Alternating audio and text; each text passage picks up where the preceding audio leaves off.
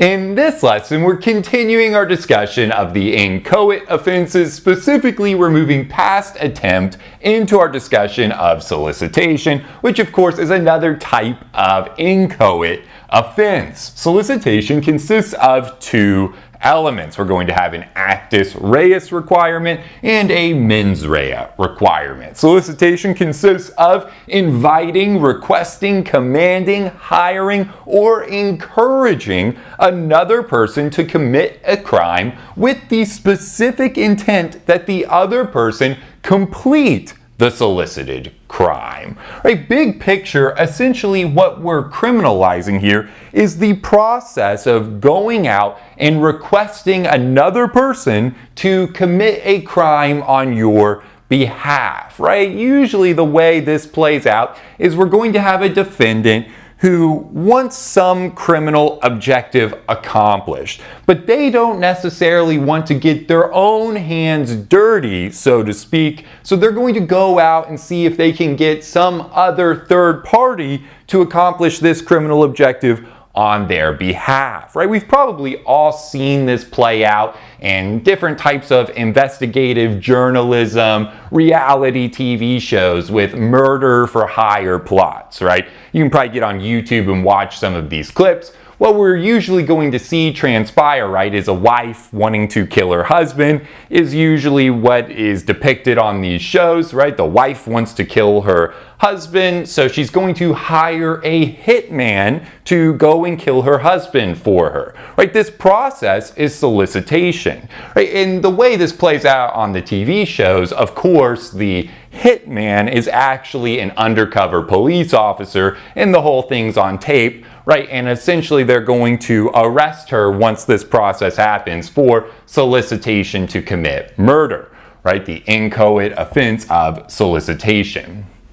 So important to recognize, like attempt, solicitation itself is not necessarily a crime, right? It has to be coupled with a target offense, right? Just like with attempt, how we said it really has to be coupled with another crime. Same idea with solicitation. It has to be coupled with a target offense, right? Solicitation to commit murder, solicitation to commit larceny, solicitation to commit embezzlement, whatever it's going to be, right? It has to be coupled with a target offense, right? And again, we're just criminalizing this process of going out and requesting another to commit a crime on your behalf.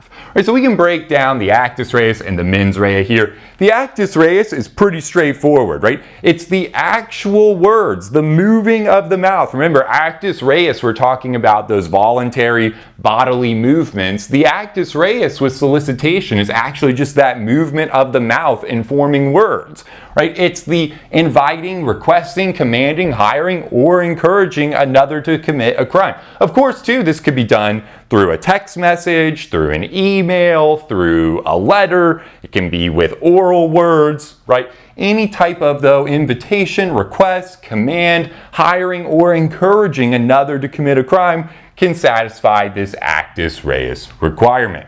The mens rea is where the analysis can get a little bit more interesting, right? Solicitation, like attempt, is a specific intent crime, right? We say that the inviting, requesting, commanding, hiring, or encouraging another person to commit a crime has to be done with the specific intent that the other person complete the solicited crime. Right, so in our murder for hire example, those are usually pretty obvious to see the mens rea, right? Where the wife wants her husband dead, has the specific intent for this supposed hitman to go out and kill her husband, right? It's really easy to see in those examples, right? Where the wife has the clear, specific intent that the hitman complete the solicited crime, right? The wife wants her husband dead, right? To collect the insurance money or to run off with the person she's having an affair with, right? There's lots of reasons we see play out in these scenarios, but for whatever reason, right, the wife does have that specific intent that the hitman complete the solicited crime of murder, which is why in those cases it's fairly obvious when we see this play out on tape that that wife, that defendant, is going to be liable for criminal solicitation.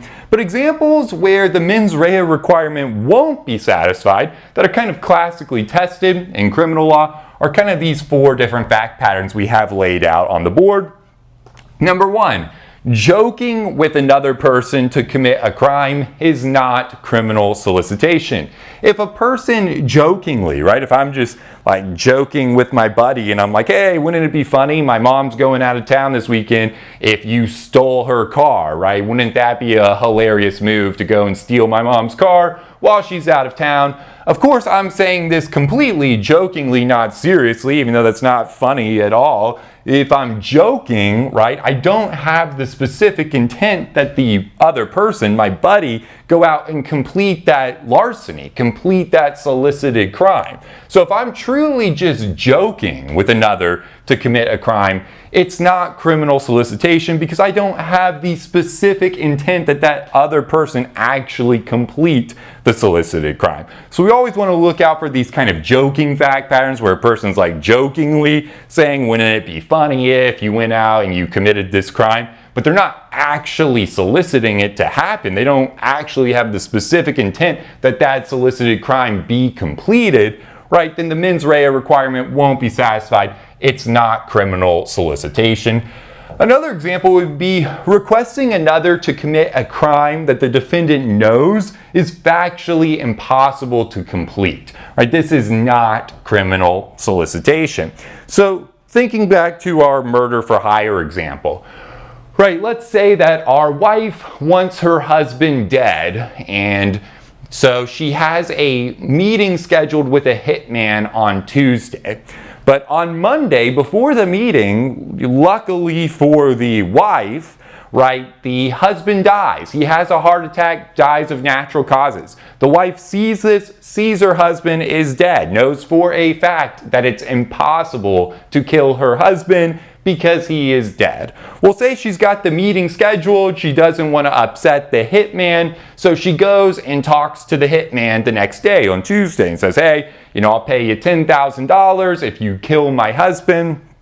And the hitman says, sure, I can do that for you. Well, when she says that, I'll pay you $10,000 to kill my husband, and she knows subjectively that her husband's already dead, this is impossible to complete this crime, that's not criminal solicitation because she cannot have the specific intent that the hitman complete the solicited crime when she knows that it's impossible to complete the murder. It's impossible to kill her husband who's already dead, right? So she cannot have the specific intent that the hitman kill her husband when she knows her husband is already dead.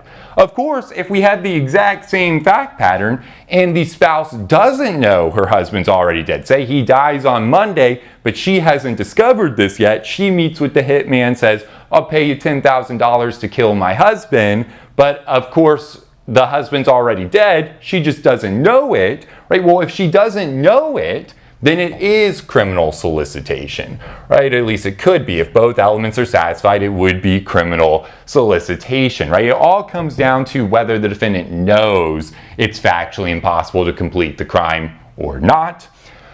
Our next example would be requesting assistance from another to commit a crime that the defendant intends to complete by himself is not criminal solicitation. So requesting assistance, requesting help to commit a crime that the defendant fully intends to complete by himself is not criminal solicitation.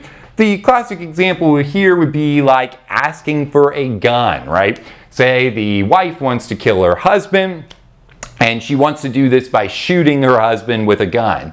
So the wife goes to one of her friends and says, hey, can I borrow your gun to go kill my husband? Right? At that moment in time when she says this, that's not criminal solicitation, right? She's not soliciting another person to complete the crime. She's not asking the other person to complete the solicited crime. She doesn't have the specific intent that her friend complete the solicited crime, right? The wife's going to do it herself. She's just asking for a gun to assist in completing the crime. that is not criminal solicitation. Of course, if the friend does this in certain situations, right, we know the friend could become an accomplice and be liable, right, for certain things the wife goes and does. We'll talk about accomplice liability, though, in way more detail in future lessons. Just a note to make. Right, so it wouldn't be criminal solicitation, though. Asking for a gun to complete a crime that the defendant is going to or is intending to commit by themselves, not criminal solicitation. Similar to this idea, using another as an innocent instrumentality to commit a crime is not criminal solicitation. So, similar to this, let's just look at an example, because this can be a little bit tricky sometimes. So let's say that we have a defendant who wants to steal a wallet at a crowded bar or restaurant. So the defendant tells his buddy, hey, as they say they're leaving the restaurant, they're leaving the bar, and the defendant says to his buddy, hey, I left my wallet at the bar. It's right there, it's that red wallet. Do you mind going and grabbing that for me, and then we can get out of here? So the friend says, sure, goes and grabs the wallet and brings it back to the defendant. Well, let's say that it really wasn't the defendant's wallet, right? He just wanted to steal that wallet. But he's using his friend, who doesn't know that they're committing a crime, his innocent friend, as an instrumentality to commit the crime.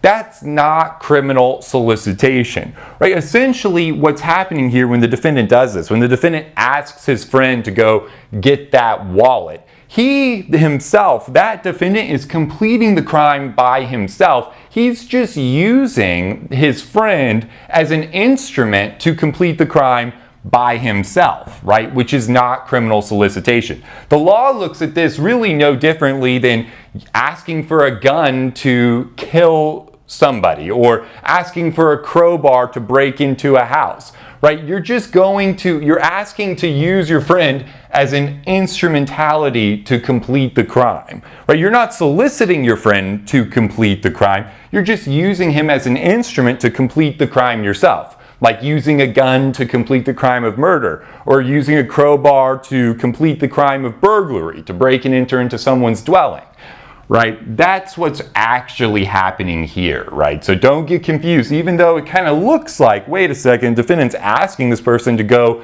commit a crime, and that person maybe goes and does it. If the friend is unaware that they're committing a crime, right? Something like the fact pattern we just laid out, that would be the innocent instrumentality example, and it's not the specific intent that the other person complete the solicited crime, because the defendant's completing the crime himself. He's just using his friend as an instrument to do it. Hopefully that makes sense. But these are the four kind of recurrent fact patterns I see tested with solicitation we want to be aware of. The next thing, once we kind of understand the elements of solicitation to be aware of, is accomplice liability, merger, and conspiracy in relation to solicitation.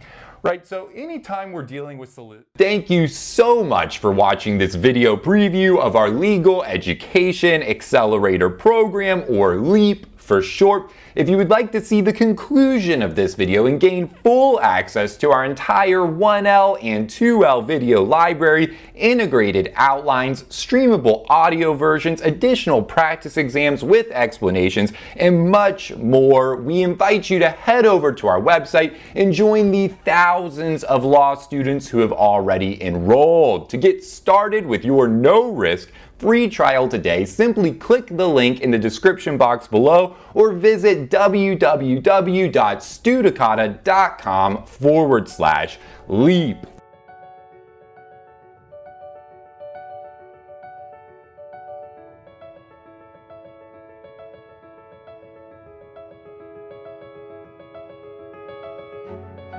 Hi everyone, my name is Serena and I'm currently a law student at South Texas College of Law, Houston. Hi everybody, my name is Shiva and I'm currently a law student at Southwestern. Hi everyone, my name is Michelle and I am a first year student at South Texas College of Law, Houston. I used the Studicata study video series last semester to help me prepare mostly for contracts, and I actually made an A+ in contracts last semester, which I greatly dedicate to the Studicata videos. By using Studicata to help me prepare for my final exam, I was able to score the highest grade out of my class on the final and even have my essay distributed as the model answer. Not to mention I had done quite poorly on the midterm and was struggling throughout the whole course of the semester, understanding the material and keeping up with lectures. Because of the Studicata video lectures, I was able to go into my exams with a feeling of confidence. I didn't have to worry about what the rules of law were or how I was going to organize my answer to an essay question. I would absolutely recommend the Studicata series and their online course materials to anyone. I think that they are not like professor lectures that you might find online or other outside study materials that you may encounter. I think that the Studicata videos really focus on not only ensuring that you understand the material that you're going to encounter on your final, but they also help you to understand kind of the best method for test taking, and they really break down how to approach each problem and the best ways to tackle certain methods on testing, and I think that's really important, and I think it's really special. I don't see that anywhere else in any of the other online resources that I've found. So I would certainly recommend Studicata to anyone who is studying in law school right now. Good luck on your studying, and you're going to do great. I would definitely recommend Studicata to anybody watching this video. Give it a chance. I'm positive that you will love it, that you will get a lot out of it, and that you will be happy that you gave it a chance. I definitely am. I know I will be using Studicata in the future. And I cannot thank Studicata enough for getting me through my first semester of law school. I will definitely continue to watch the Studicata video lectures throughout my law school career, and I highly recommend that any future or current law student do the same.